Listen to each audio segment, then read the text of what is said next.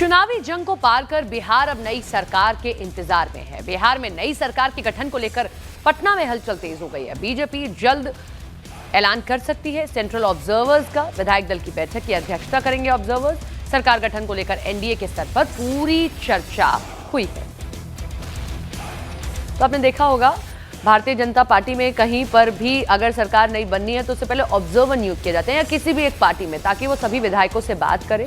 तो ये ऑब्जर्वर का काम है। तो अब जल्द ही ऐलान कर दिया जाएगा कि आखिर कौन बीजेपी की तरफ से ऑब्जर्वर हैं जो पटना जाएंगे, सभी विधायकों से, नवनिर्वाचित जो विधायक हैं उनसे बात करेंगे। हालांकि हलचल बहुत तेज हो गई है पटना में, जेडीयू में भी, बीजेपी में भी और चिराग पासवान की पार्टी में भी।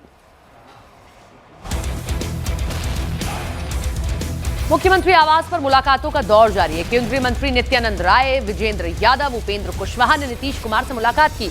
संजय सिंह और विजय सिन्हा भी मुख्यमंत्री आवास पर पहुंचे हैं। इस चुनाव में बीजेपी सबसे बड़ी पार्टी है, लेकिन सरकार में फिर से नीतीश कुमार की पार्टी जेडीयू का कद बढ़ना तय माना जा रहा है। मुलाकात के बाद कुशवाहा ने सोशल मीडिया पर लिखा, बिहार विधानसभा चुनाव में एनडीए की ऐतिहासिक जीत पर आदरणीय नेता और बिहार के यशस्वी मुख्यमंत्री श्री नीतीश कुमार जी से आत्मीय मुलाकात कर उन्हें हार्दिक बधाई दी। नित्यानंद राय की तस्वीर आप देख रहे हैं मुख्यमंत्री नीतीश कुमार के साथ, और संभवतः कल ही नीतीश कुमार राज्यपाल से मुलाकात कर अपना इस्तीफा सौंप दे। ये उपेंद्र कुशवाहा की तस्वीरें, वो मुलाकात करते हैं नीतीश कुमार से, और ये नित्यानंद राय की भी तस्वीरें हमने आपको दिखाई। सरकार गठन को लेकर एनडीए के स्तर पर चर्चाएं जो हैं जोरों से चल रही हैं। तो उपेंद्र कुशवाहा मुख्यमंत्री नीतीश कुमार से मुलाकात कर बाहर निकले। सर, कैसी मुलाकात रही? देखिए, हमने बधाई दी है उनको, बधाई देने के लिए गए थे। बिहार की जनता ने माननीय मुख्यमंत्री नीतीश कुमार जी के नेतृत्व में, प्रधानमंत्री जी के नेतृत्व में जबरदस्त जीत दी है, प्रचंड बहुमत दिया है। तो इस बात के लिए बधाई हमने उनको दी है, और जो भी जवाबदेही जनता के प्रति है, जिसको भरोसा करके जनता ने सौंपा है, उस जवाबदेही का निर्वहन हम सब मिलकर करेंगे। मुख्यमंत्री के बॉडी लैंग्वेज कैसा लगा सर मुलाकात के बाद? जीत के बाद क्या कुछ कहा उन्होंने? नहीं, जीत के बाद जो जनता ने भरोसा व्यक्त किया है, उस भरोसा को कैसे आगे बना कर रखें, इस बात की चिंता उनके मन में झलक रही थी। सर, मुख्यमंत्री नीतीश कुमार ही होंगे ना? अरे बिल्कुल, इसमें कहाँ कोई दिक्कत है भाई। तो पहले ही से हमने स्पष्ट करके रखा है कि नीतीश जी मुख्यमंत्री थे, आज भी हैं और आगे भी रहेंगे। तो बिल्कुल क्लियर है। तो ये थे हमारे साथ उपेंद्र कुशवाहा जो नीतीश कुमार से मुलाकात करने के बाद बाहर निकले, और उन्होंने कहा कि नीतीश कुमार बिहार के मुख्यमंत्री थे, हैं और रहेंगे। और साथ ही नीतीश कुमार के बारे में कहा कि वो जीत से बेहद उत्साहित हैं।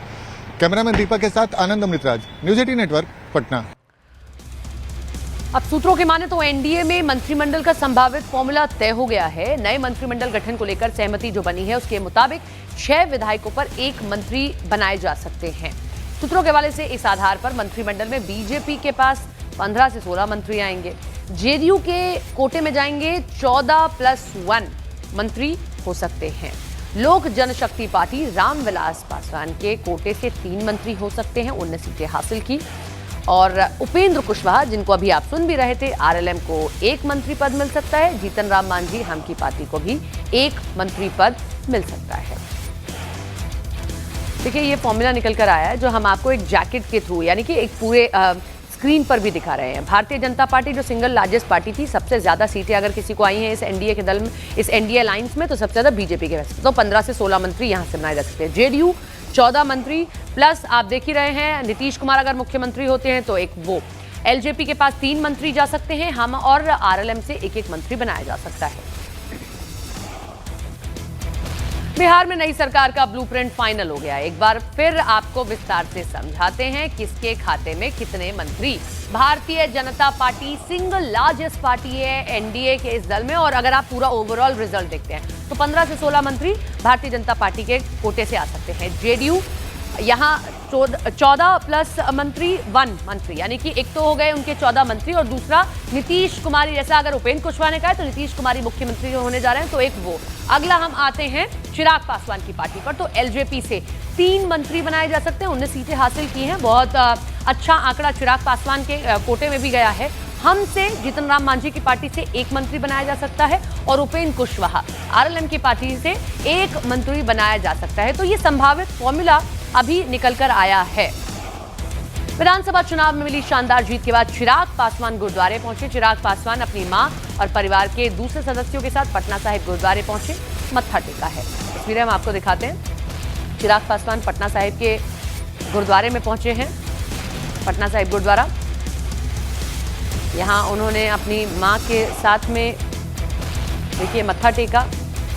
जीत से गदगद हैं, जिस तरीके की एनडीए की जीत रही, और खुद उनकी अगर हम कहें कि जिस तरीके से चुनाव से पहले उनकी दावेदारी रही कि लोकसभा में अच्छा प्रदर्शन रहा तो उनको सीटें ज़्यादा मिलनी चाहिए। अलायंस में अगर हम छोटे दलों में बाकियों में देखते हैं, अगर हमसे और आरएलएम से कंपेयर करते हैं तो उनको सबसे ज़्यादा सीटें हासिल हुई और उन्होंने अच्छी खासी सीटें जीत कर भी एनडीए की झोली में डाली है।